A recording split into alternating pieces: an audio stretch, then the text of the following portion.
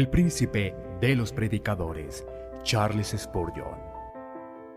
Narrado por Samuel Andrés Chaparro Sandoval.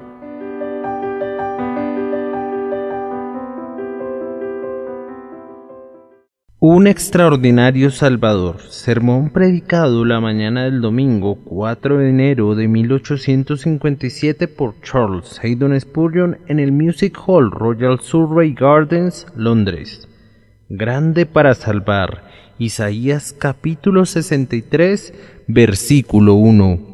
Esta aseveración se refiere, por supuesto, a nuestro bendito Señor Jesucristo, quien es descrito como este que viene de Edom, de Bosra, con vestidos rojos, y quien, cuando se le pregunta quién es, responde: yo, el que hablo en justicia, grande para salvar.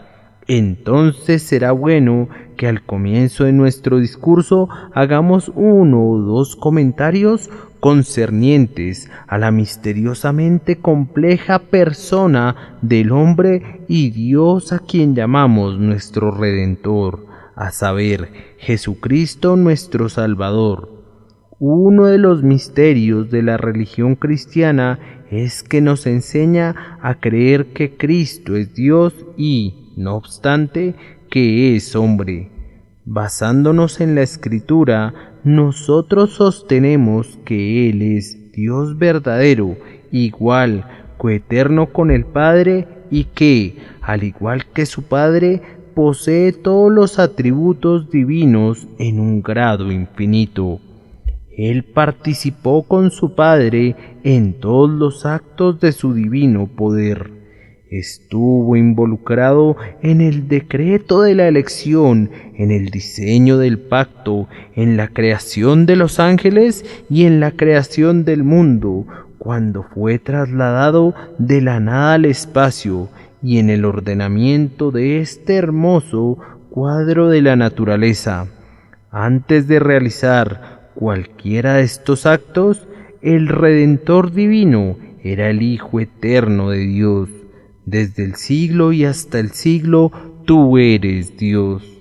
Tampoco dejó de ser Dios por hacerse hombre. Él era igualmente Dios sobre todas las cosas, bendito por los siglos, cuando fue el varón de dolores experimentado en quebranto, tal como lo fue antes de su encarnación.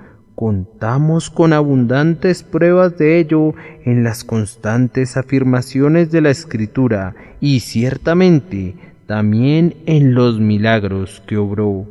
La resurrección de los muertos, la caminata sobre las olas del océano, el apaciguamiento de los vientos y el hendimiento de las rocas, más todos esos maravillosos actos suyos que no tenemos tiempo de mencionar aquí, fueron sólidas y contundentes pruebas de que Él era Dios, muy verdaderamente Dios, aun cuando condescendió a ser hombre.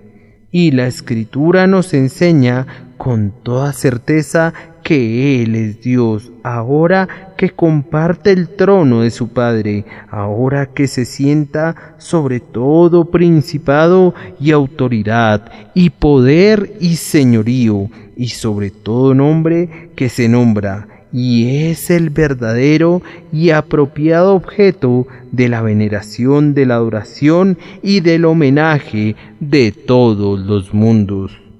Igualmente se nos enseña a creer que Él es hombre. La Escritura nos informa que en el día señalado Él descendió del cielo y se hizo hombre, siendo a la vez Dios, y asumió la naturaleza de un bebé en el pesebre de Belén. Dejó de ser un bebé, se nos informa, y creció hasta convertirse en un hombre, y en todo se volvió hueso de nuestros huesos y carne de nuestra carne, excepto en nuestro pecado. Su sufrimiento, su hambre y sobre todo su muerte y sepultura son sólidas pruebas de que era hombre. un hombre con absoluta certeza, y con todo la religión cristiana nos exige creer que si bien era hombre, era verdaderamente Dios. Se nos enseña que era un niño nacido, un niño dado, y sin embargo que era al mismo tiempo el admirable, consejero, Dios fuerte, Padre eterno. Todo aquel que quiera tener una visión clara y correcta de Jesús no debe mezclar sus naturalezas.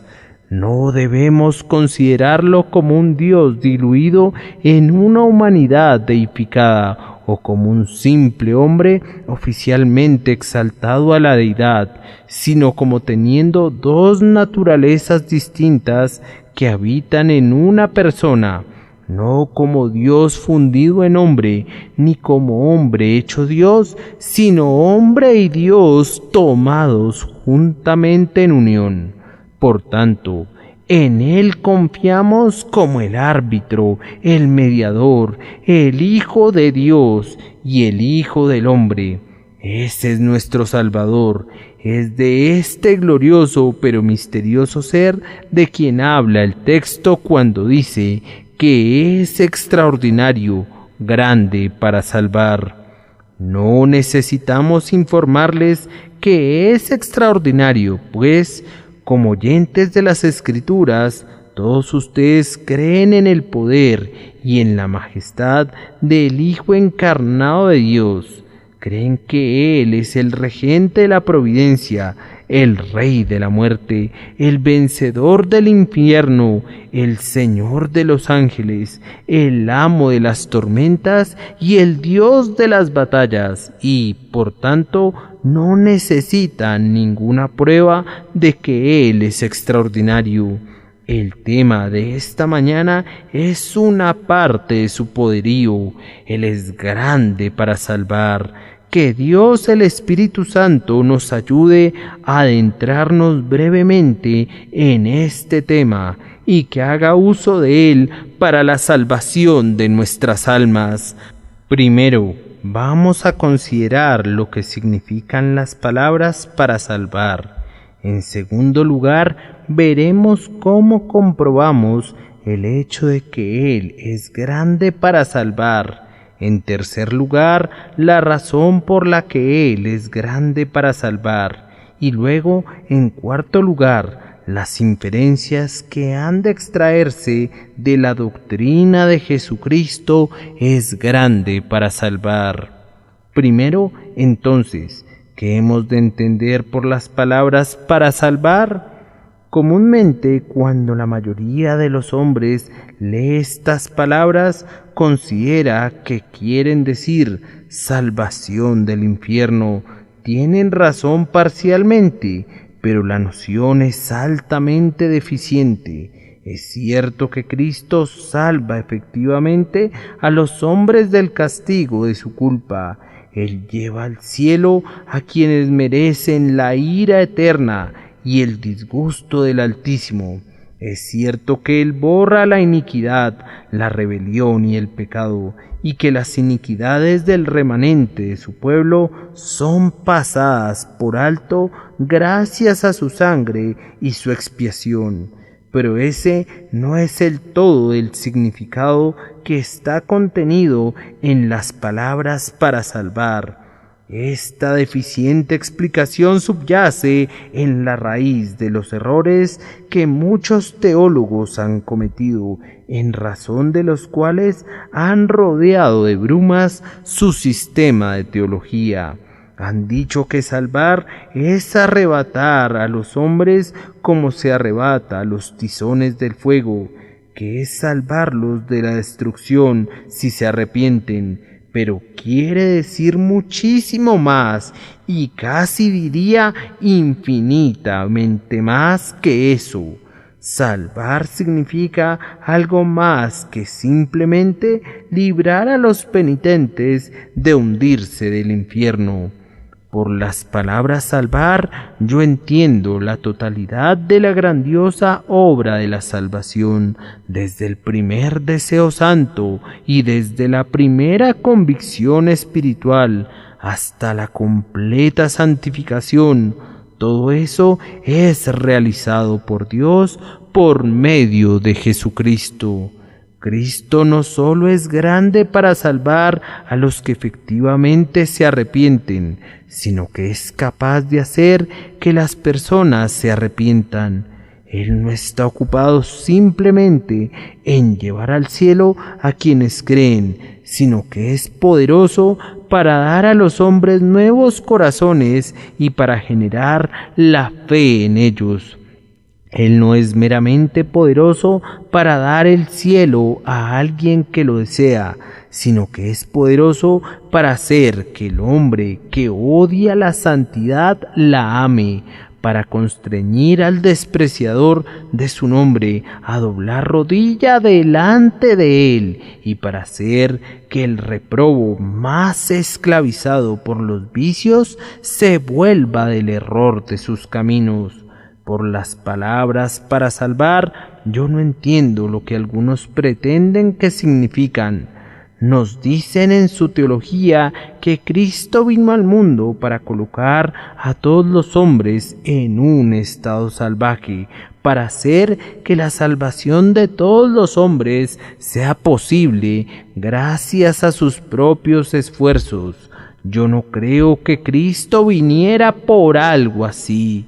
Yo no creo que viniera al mundo para colocar a los hombres en un estado salvaje, sino para colocarlos en un estado salvado.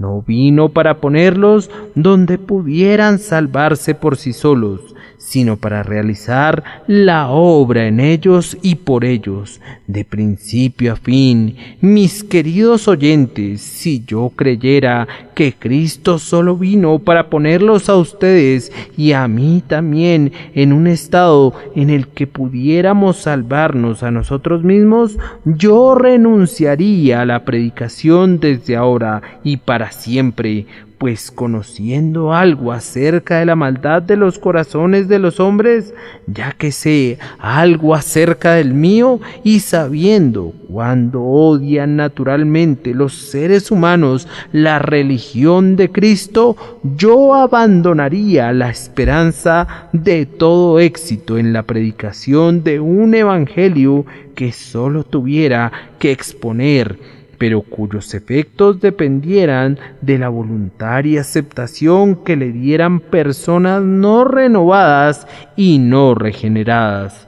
Si yo no creyera que hay una fuerza que sale con la palabra de Jesús, que hace que los hombres se ofrezcan voluntariamente en el día de su poder, y que los vuelve del error de sus caminos gracias a la potencia extraordinaria, sobrecogedora y constrictiva de una influencia divina y misteriosa, yo cesaría de gloriarme en la cruz de Cristo. Cristo, repetimos, es poderoso, no simplemente para colocar a los hombres en una condición salvable, sino que es absoluta y enteramente poderoso para salvarlos. Yo considero este hecho como una de las pruebas más grandiosas del carácter divino de la revelación de la Biblia. Muchas veces he tenido dudas y temores, igual que la mayoría de ustedes los han tenido. ¿Y dónde está el sólido creyente que no haya vacilado algunas veces? He dicho en mi interior, ¿es verdadera esta religión que día tras día predico incesantemente al pueblo? ¿Es la correcta?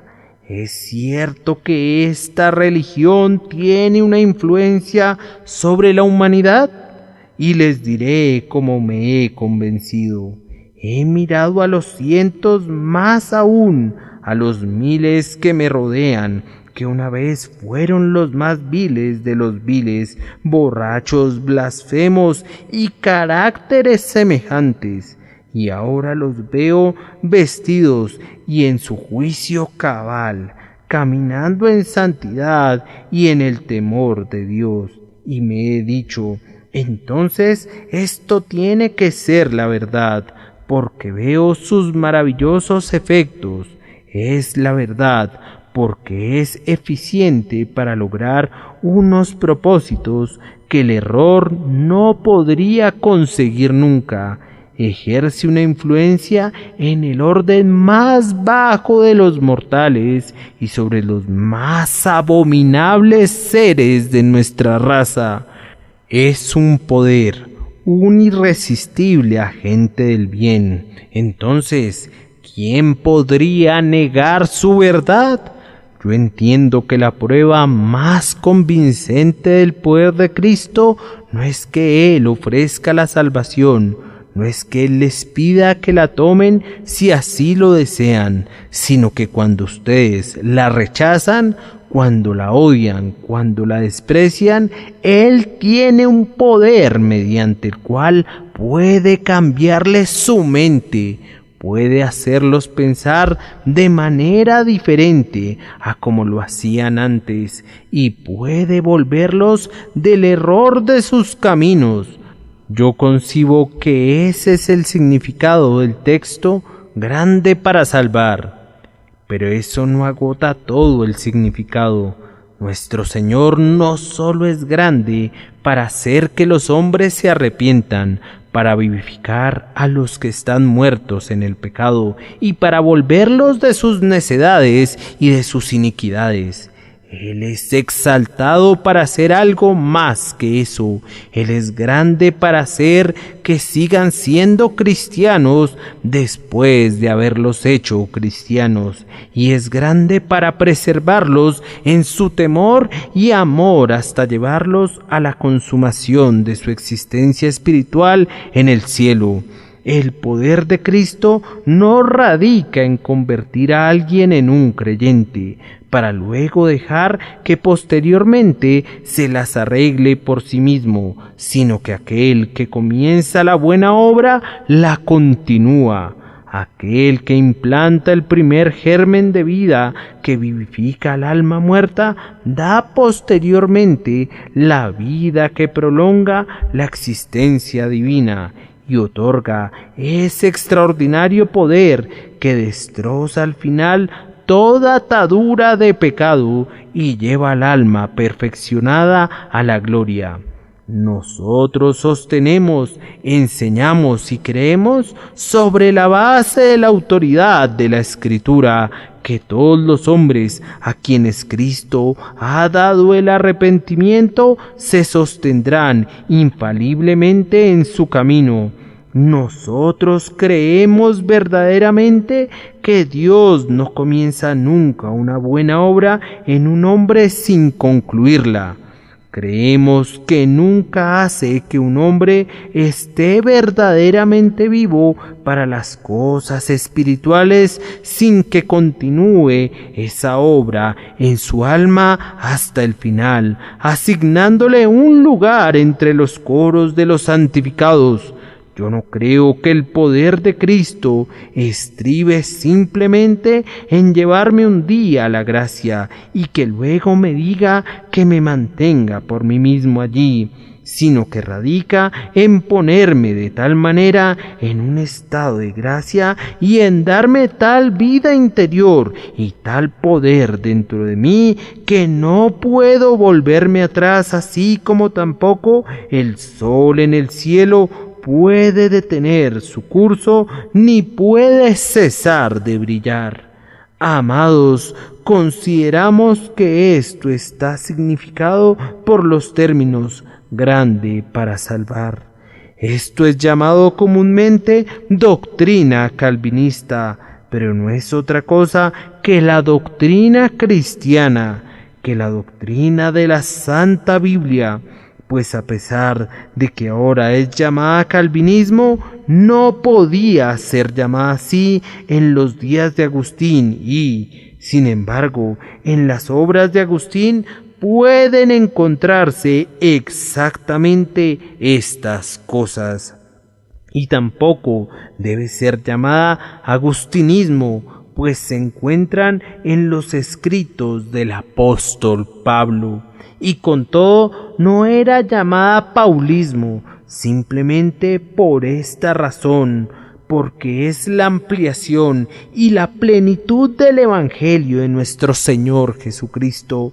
Repitiendo lo que dijimos antes, nosotros sostenemos y enseñamos valientemente que Jesucristo no solo es capaz de salvar a los hombres que se ponen en su camino y que están aunentes a ser salvos, sino que Él es capaz de hacer que los hombres estén dispuestos, que es capaz de hacer que el borracho renuncie a su borrachera y venga a Él, que es capaz de hacer que el despreciador doble su rodilla y que es capaz de hacer que los corazones empedernidos se derritan ante su amor.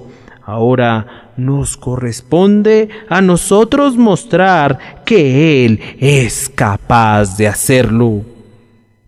¿Cómo podemos comprobar que Cristo es grande para salvar? Primero presentaremos el argumento más sólido y solo vamos a necesitar uno.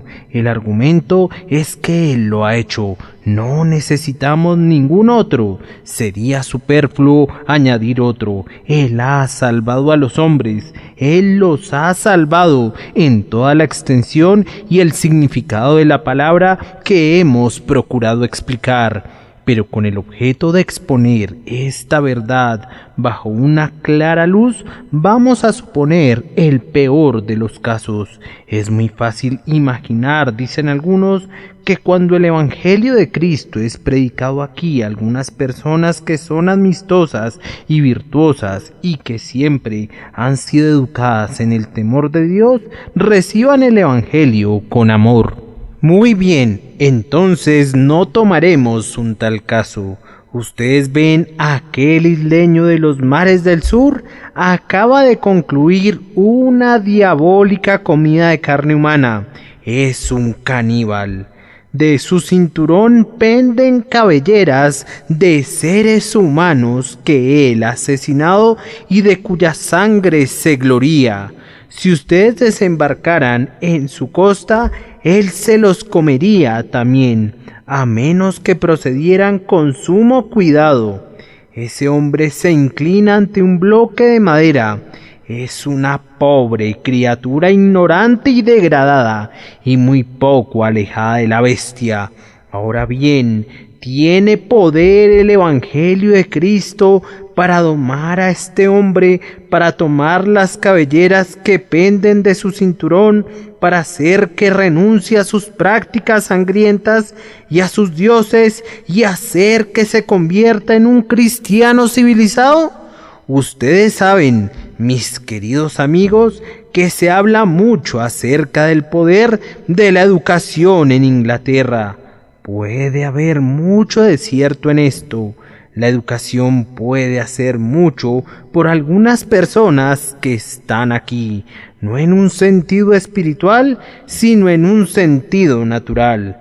Pero, ¿qué haría la educación con este salvaje? Vayan y pruébenlo. Envíenle al mejor maestro de Inglaterra. Se lo comería antes de que terminara el día. Eso sería todo lo bueno de ese esfuerzo. Pero si ve al misionero con el Evangelio de Cristo, ¿qué será de él? Vemos en multitudes de casos, el misionero ha sido el pionero de la civilización y bajo la providencia de Dios ha escapado de una muerte cruel. Va con amor en sus manos y en sus ojos, le habla al salvaje. Y fíjense bien, ya que les estamos compartiendo ahora hechos, no sueños. El salvaje depone su hacha de combate, dice, es maravilloso lo que este hombre me dice, es prodigioso, voy a sentarme para escucharlo. Escucha y las lágrimas ruedan por sus mejillas, se enciende en él un sentimiento de humanidad que nunca antes ardió en el interior de su alma. Dice, es maravilloso lo que este hombre me dice, es prodigioso, Voy a sentarme para escucharlo. Escucha y las lágrimas ruedan por sus mejillas. Se enciende en él un sentimiento de humanidad que nunca antes ardió en el interior de su alma. Dice: creo en el Señor Jesucristo. Y pronto está vestido y en su sano juicio, y se convierte en un hombre en todos los sentidos, en un hombre tal como pudiéramos desear que fueran todos los hombres. Ahora bien, nosotros afirmamos que esto comprueba que el Evangelio de Cristo no viene a la mente que está preparada para él, sino que por sí mismo prepara la mente, que Cristo no pone meramente la semilla en la arena que ha sido preparada de antemano, sino que ara también el suelo, sí, y lo arellana y realiza la plenitud de la obra. Él es sumamente capaz de hacer todo eso. Pregúntenles a nuestros misioneros que están en el África, en medio de los peores bárbaros del mundo. Pregúntenles si el Evangelio de Cristo es capaz de salvar, y les señalarían al Kral del Hotentote, y luego les señalarían las casas de los curamanes y les dirían: ¿qué ha provocado esta diferencia sino la palabra del Evangelio de Cristo Jesús? Sí, queridos hermanos, hemos tenido pruebas suficientes en países paganos y no necesitamos decir nada más, pues contamos también con suficientes pruebas en casa. Hay algunos que predican un evangelio que es muy apropiado para educar al hombre en asuntos morales, pero que es totalmente inapropiado para salvarlo o para mantener sobrio a los hombres que se han vuelto borrachos. Hay algunos que predican algo que es lo suficientemente bueno para suministrarles a los hombres un tipo de vida cuando ya la tienen, pero que no es bueno para vivificar a los muertos ni para salvar el alma, y que puede entregar más bien a la desesperación a los propios personajes a quienes el Evangelio de Cristo pretendía alcanzar. Pero yo podría contarles unas historias de algunos que se han sumergido de cabeza en los golfos más negros del pecado, que nos horrorizan a todos si les permitiéramos contar de nuevo su culpa. Yo podría decirles cómo han venido a la casa de Dios con una actitud agresiva en contra del ministro, resueltos a burlarse de cualquier cosa que dijera. Se quedaron un momento, alguna palabra atrajo su atención, pensaron en su interior: voy a oír esa frase. Fue algún dicho directo y conciso que penetró en sus almas. No supieron cómo fue, pero se quedaron arrobados y se demoraron para oír por poco más de tiempo, y gradualmente, inconsistentemente para ellos mismos, las lágrimas comenzaron a brotar, y cuando se fueron estaban poseídos por un sentimiento extraño y misterioso que los condujo a sus aposentos. Cayeron de rodillas, contaron delante de Dios toda la historia de su vida.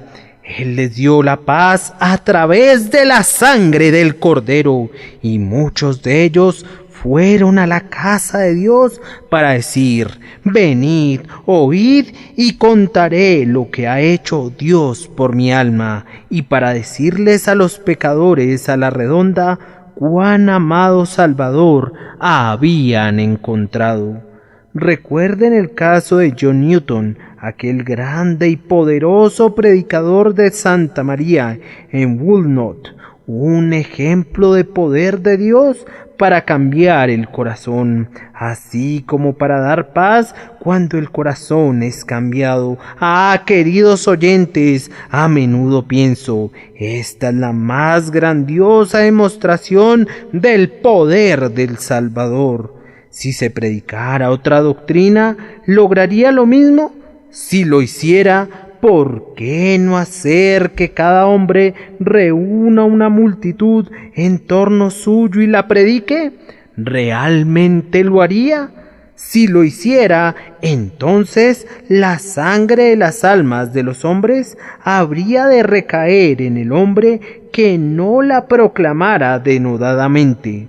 Si cree que su evangelio efectivamente salva almas, ¿cómo explica que suba a su púlpito desde el 1 de enero hasta el último día de diciembre y no se entere nunca de que alguna ramera se haya vuelto honesta ni de que un borracho haya conocido la sobriedad?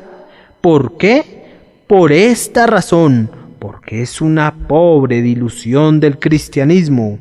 Es algo semejante a él, pero no es el cristianismo audaz y auténtico de la Biblia, no es el genuino evangelio del bendito Dios, pues ese tiene poder para salvar. Pero si ellos creen verdaderamente que el suyo es el evangelio, que salgan a predicarlo y que se esfuercen con todo su poder para rescatar a las almas del pecado, que abunda lo suficiente, Dios lo sabe. Repetimos que tenemos una prueba positiva, incluso en casos que tenemos ante nosotros, de que Cristo es poderoso para salvar aún a los pobres hombres y apartarlos de las necesidades a las que se han entregado por demasiado tiempo, y nosotros creemos que el mismo evangelio predicado en otra parte produciría los mismos resultados. La mejor prueba que pueden obtener jamás de que Dios es grande para salvar, queridos oyentes, es que Él los salvó a ustedes. Mi querido oyente, sería un milagro que Él salvara a tu prójimo que está a tu lado, pero sería un milagro mayor que te salvara a ti. ¿Qué eres tú esta mañana? Responde: yo soy un infiel. Dice uno: yo odio y desprecio a la religión de Cristo. Pero supón, amigo, que hubiera un poder en esa religión para que un día fueras conducido a creer en ella. ¿Qué dirías entonces? Yo sé que te enamorarías de ese evangelio eternamente, pues dirías: yo, entre todos los hombres, fui el último en recibirlo, y con todo, sin saber cómo, heme aquí, habiendo sido conducido a amarlo. Un hombre semejante, cuando es constreñido a creer, se convierte en el más elocuente predicador en el mundo. Pero dice otro: yo he sido por principio un quebrantador del día domingo. Yo desprecio el día de guardar, yo odio entera y plenamente cualquier cosa religiosa. Bien, yo no puedo probarte nunca que la religión sea verdadera, a menos que se apodere de ti alguna vez y que te haga un hombre nuevo. Entonces dirás que hay algo en ella. De cierto te digo, que lo que sabemos hablamos, y lo que hemos visto testificamos. Cuando sentimos el cambio que ha obrado en nosotros mismos, entonces hablamos de hechos y no de fantasías, y también hablamos valerosamente. Repetimos entonces que Él es grande para salvar. Pero ahora la pregunta es: ¿por qué Cristo es grande para salvar? Para esto hay diversas respuestas.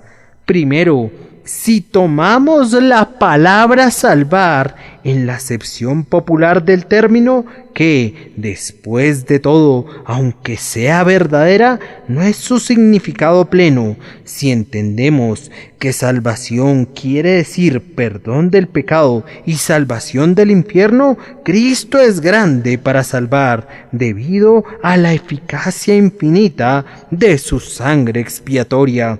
Pecador, por negro que estés por el pecado, Cristo es capaz esta mañana de volverte más blanco que la nieve recién caída. Tú preguntas por qué, yo te lo diré. Es capaz de perdonar porque Él fue castigado por tu pecado.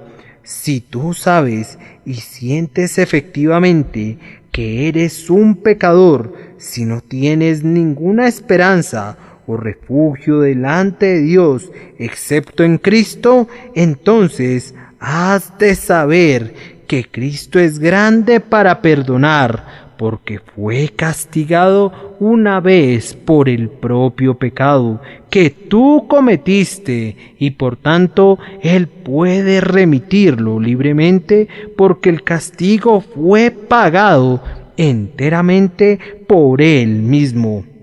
Siempre que toco este tema me veo tentado a contar una historia, y aunque ya la he contado muchísimas veces a oídos de muchos de ustedes, otros nunca las han oído, y es la manera más sencilla de exponer la fe que tengo en la expiación de Cristo. En una ocasión un pobre irlandés vino a verme. Se presentó más o menos de esta manera: Su Reverencia, vengo a hacerle una pregunta. En primer lugar, le respondí: yo no soy un reverendo ni podría reclamar ese título. A continuación, ¿por qué no acudes a tu sacerdote para hacerle esa pregunta? Bien, Su Reverend, quiero decir, Señor, yo acudí a él, pero no me respondió de una manera muy satisfactoria que digamos.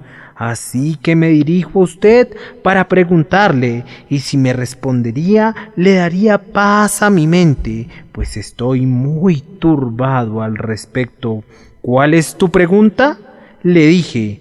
Pues es esta. Usted dice, y otros también lo dicen, que Dios es capaz de perdonar el pecado. Ahora bien, yo no puedo ver cómo puede ser justo y con todo perdonar el pecado, pues, dijo el pobre hombre, yo he sido tan grandemente culpable que si el Dios Todopoderoso no me castigara, debería hacerlo. Siento que Él no sería justo si permitiera que yo me quedara sin un castigo. ¿Cómo entonces, Señor, puede ser cierto que Él puede perdonar y sin embargo puede conservar el título de justo? Bien, le respondí yo, es por medio de la sangre y los méritos de Jesucristo. Ah, dijo él, pero entonces yo no entiendo lo que quiere decir con eso. Es el tipo de respuesta que recibí de parte de ese hombre, pero yo quería que me explicara más claramente cómo era que la sangre de Cristo podía hacer a Dios justo. Usted dice que lo hace, pero quiero saber cómo. Bien, entonces dije yo, te diré lo que me parece que es el sistema completo de la expiación, que yo considero como la quinta esencia, la raíz, la médula y la sustancia de todo el Evangelio. Esta es la manera en la que Cristo es capaz de perdonar. Supón, le dije, que hubieras matado a alguien. Serías un asesino.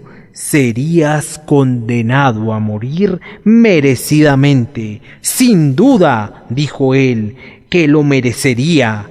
Bien, Su Majestad la Reina está muy deseosa de salvar tu vida. y con todo, al mismo tiempo, la justicia universal exige que alguien muera debido al acto que se ha cometido. Ahora bien, ¿cómo habrá de arreglárselas? El hombre respondió: he aquí el punto. Yo no puedo ver cómo puede ser inflexiblemente justa y, con todo, permitir que yo escape. Bien, comenté, supón que me dirigiera a ella y le dijera: Su Majestad, aquí tenemos a este pobre irlandés que merece ser colgado. Yo no quiero apelar la sentencia porque la considero justa, pero si usted me lo permite, yo lo amo tanto que si me colgara en su lugar, yo estaría muy dispuesto a padecerlo. Supón que ella estuviera anuente a hacerlo y me colgara en tu lugar. ¿Qué pasa entonces? ¿Sería justa la reina dejándote ir? Sí, respondió él, creo que sí. ¿Colgaría la reina a dos por solo un delito? Yo diría que no. Yo saldría libre y no hay ningún policía que me detendría por ello. Ah, comenté yo, así es como Jesús salva. Padre, dijo él, yo amo a estos hombres pecadores. Permite que padezca en vez de ellos. Sí, dijo Dios, lo harás. Y murió en el madero y sufrió el castigo que todo su pueblo elegido debería haber sufrido, de tal manera que ahora todos los que creen en él, comprobando de esa manera que son sus elegidos, pueden concluir que él fue castigado por ellos y que, por tanto, ellos no pueden ser castigados nunca. Bien, dijo él, mirándome a la cara una vez más, entiendo lo que quiere decirme, pero ¿cómo es que si Cristo murió por todos los hombres, a pesar de eso, algunos hombres son castigados de nuevo? Pues eso es injusto. Ah, le respondí, yo nunca dije eso. Yo te digo que Él murió por todos los que creen en Él y por todos los que se arrepienten, y que fue castigado por sus pecados, tan absoluta y realmente que ninguno de ellos será castigado de nuevo jamás. Claro, dijo el hombre batiendo sus palmas, ese es el Evangelio. Si no lo es, entonces no sé nada, pues nadie pudo haber inventado eso. Es tan prodigioso. Ah, dijo él mientras bajaba las escaleras, es salvo ahora, cargado con todos sus pecados. El irlandés va a confiar en el hombre que murió por él, y así será salvo. Querido oyente, Cristo es grande para salvar, porque Dios no apartó la espada, sino que la hundió en el corazón de su propio Hijo. Él no perdonó la deuda que ya fue pagada con gotas de sangre preciosa. Y ahora el gran recibo está clavado en la cruz y nuestros pecados con él, de tal manera que podemos quedar libres si creemos en él. Por esta razón, Él es grande para salvar en el verdadero sentido de la palabra. Pero en el sentido amplio de la palabra, entendiendo qué quiere decir todo lo que he dicho que significa, Él es grande para salvar. ¿Cómo es que Cristo es capaz de hacer que los hombres se arrepientan, que crean y que se vuelvan a Dios? Alguien responde, pues bien, por la elocuencia de los predicadores. Dios no quiera que digamos eso jamás. No es con ejército ni con fuerza. Otros responderán así, es por la fuerza de persuasión moral. Dios no quiera que digamos sí a eso, pues la persuasión moral ya ha sido probada en el hombre lo suficiente y con todo no ha tenido éxito. ¿Cómo lo lleva a cabo? Respondemos que por medio de algo que algunos de ustedes desprecian, pero que, sin embargo, es un hecho. Lo hace por la influencia omnipotente de su divino espíritu. Mientras las personas están oyendo la palabra, el Espíritu Santo obra el arrepentimiento en ellos, a los que Dios habrá de salvar. Él cambia el corazón y renueva el alma. Es verdad que la predicción es el instrumento, pero el Espíritu Santo es el grandioso agente. Es cierto que la verdad es el instrumento de la salvación, pero el Espíritu Santo es quien aplica la verdad que salva el alma. ¡Ay! Con ese poder del Espíritu Santo podemos ir a los seres humanos más envilecidos y degradados, y no hemos de temer que Dios no les salve. Si le agradara a Dios, el Espíritu Santo podría hacer que cada uno de ustedes cayera de rodillas, confesara sus pecados y se volviera a Dios en este instante. Él es un Espíritu todopoderoso, capaz de obrar prodigios. Leemos en la vida de Whitefield que algunas veces, después de la predicación de uno de sus sermones, 2,000 personas profesaban a la vez haber sido salvadas, y realmente muchas de ellas lo eran. Nosotros nos preguntamos, ¿por qué sucedía así?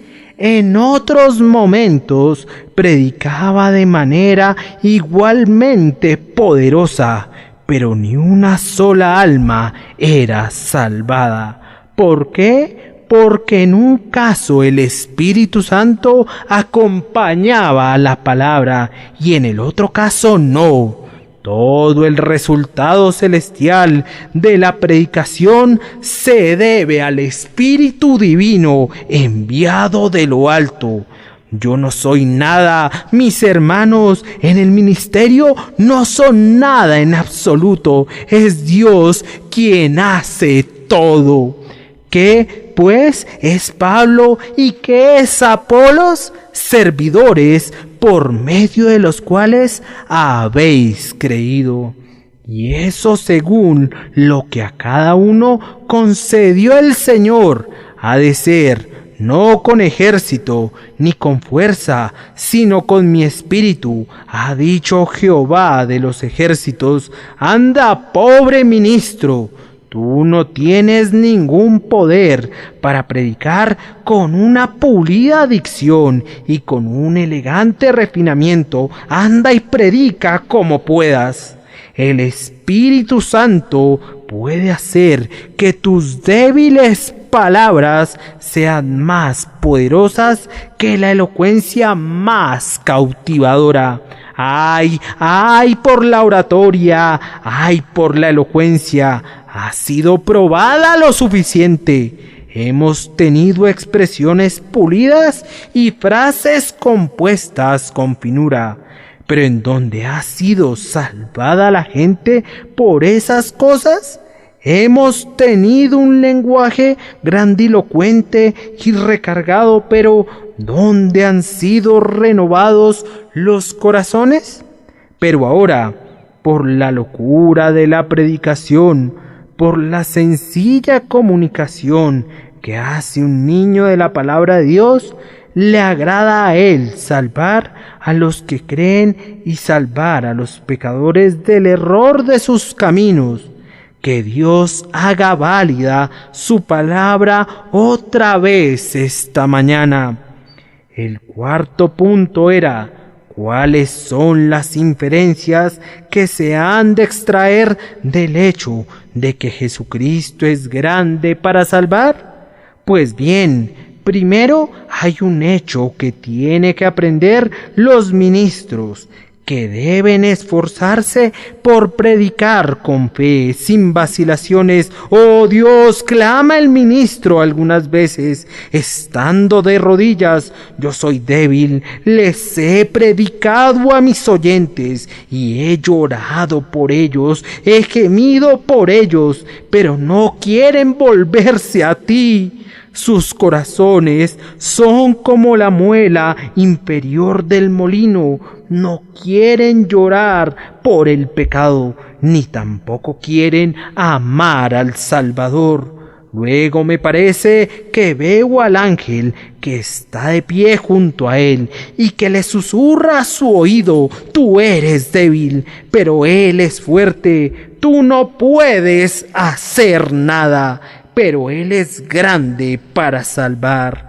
Medita en esto. No es el instrumento sino Dios, no es la pluma con la que escribe el autor la que ha de escribir la alabanza de su sabiduría, ni el reconocimiento por haber escrito el volumen, sino que es el cerebro que lo piensa y la mano que mueve la pluma. Lo mismo sucede en la salvación. No es el ministro, no es el predicador, sino el Dios que concibe la salvación y que después usa al predicador para realizarla. ¡Ah, pobre pecador desconsolado! Si solo has obtenido poco fruto por tu ministerio, continúa teniendo fe, recordando que está escrito: mi palabra no volverá a mí vacía, sino que hará lo que yo quiero y será prosperada en aquello para que la envíe.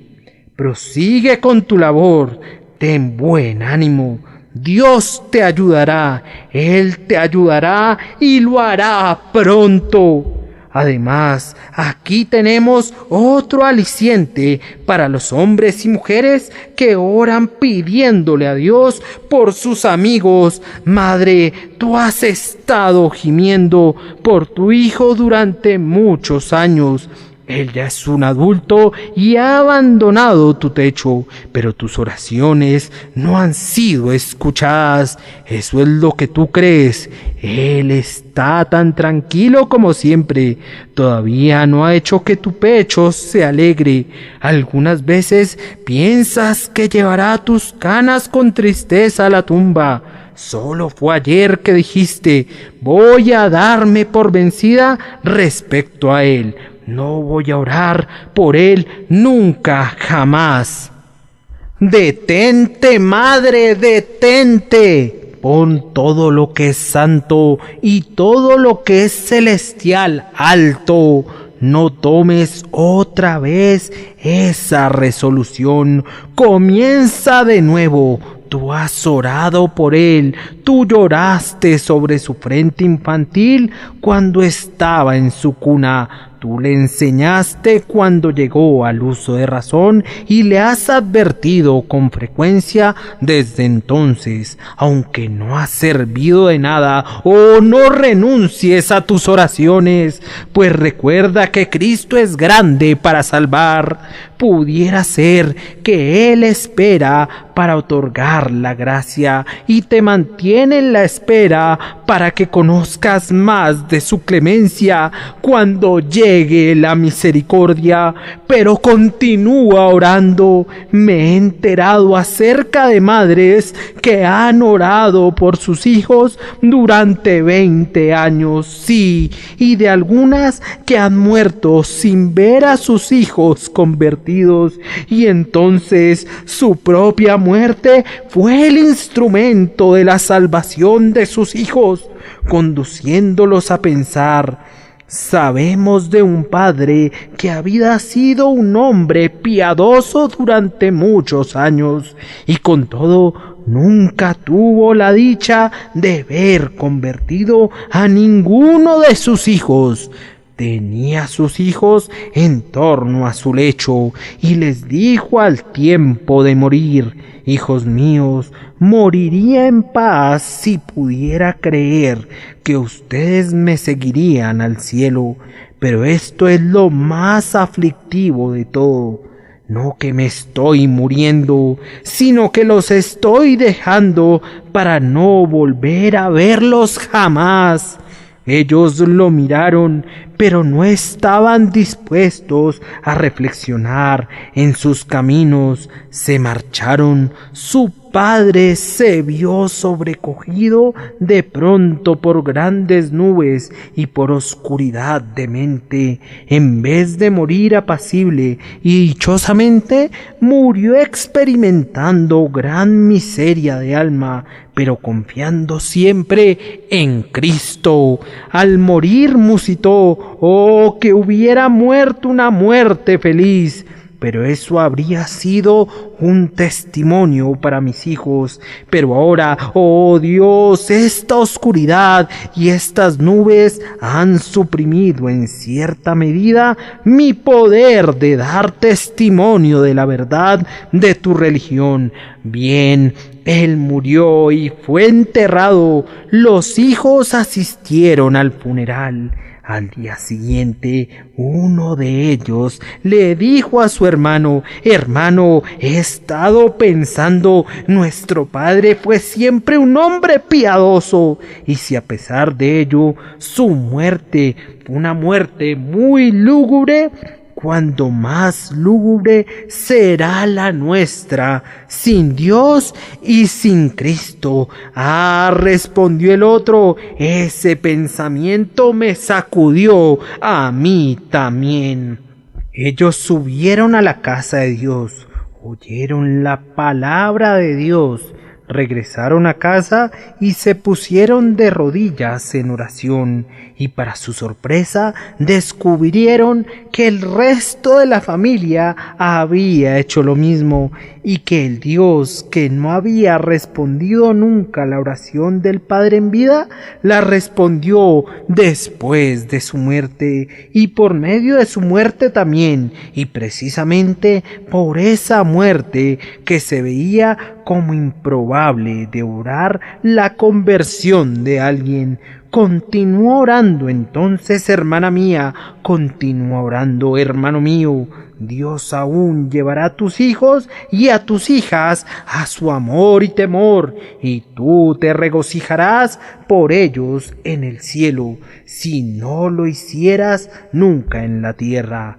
Y finalmente, mis queridos oyentes, hay muchas personas aquí esta mañana que no sienten ningún amor por Dios, ni ningún amor por Cristo, pero sienten un deseo de amarlo en sus corazones. Ustedes están diciendo: oh, ¿puede Él salvarme?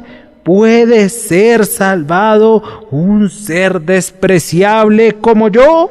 Ahí estás parado en lo denso de la multitud, y ahora estás diciendo en tu interior: ¿podré un día cantar en medio de los santos en lo alto? ¿Puedo ver que mis pecados sean borrados por la sangre divina? Sí, pecador, Él es grande para salvar, y eso es el consuelo para ti. ¿Te consideras tú el peor de los hombres? Te golpea la conciencia como con un puño de hierro y dice que todo ha terminado contigo, que estarás perdido, que tu arrepentimiento no te servirá de nada, que tus oraciones no serán escuchadas nunca, que tú estarás perdido para todos los fines y propósitos. Mi querido oyente, no pienses así. Él es poderoso para salvar. Si tú no puedes orar, Él puede ayudarte a hacerlo. Si tú no puedes arrepentirte, Él puede darte el arrepentimiento. Si sientes que es difícil creer, Él puede ayudarte a creer, pues Él es exaltado en lo alto para dar arrepentimiento, así como para dar remisión de pecados. Oh pobre pecador, confía en Jesús, apóyate en Él, clama y que Dios te ayude a hacerlo ahora, el primer domingo del año. Que Él te ayude este mismo día a confiar tu alma a Jesús, y este será uno de los mejores años de tu vida. Volveos de vuestros malos caminos. ¿Por qué moriréis, oh casa de Israel? Vuélvanse a Jesús, ustedes, almas desfallecidas, vayan a Él, pues he aquí, Él les pide que vengan. El espíritu y la esposa dicen, ven, y el que oye diga, ven, y el que tiene sed, venga, y el que quiere, tome del agua de la vida, y tenga la gracia de Cristo gratuitamente. Esto predicado a ustedes y a todos los que están dispuestos a recibirlo, ya les ha sido dado. Que Dios por su gracia los haga anuentes y salve sus almas por medio de Jesucristo nuestro Señor y Salvador.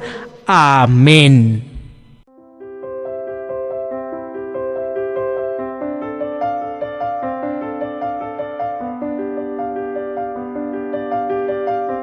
El príncipe de los predicadores, Charles Spurgeon.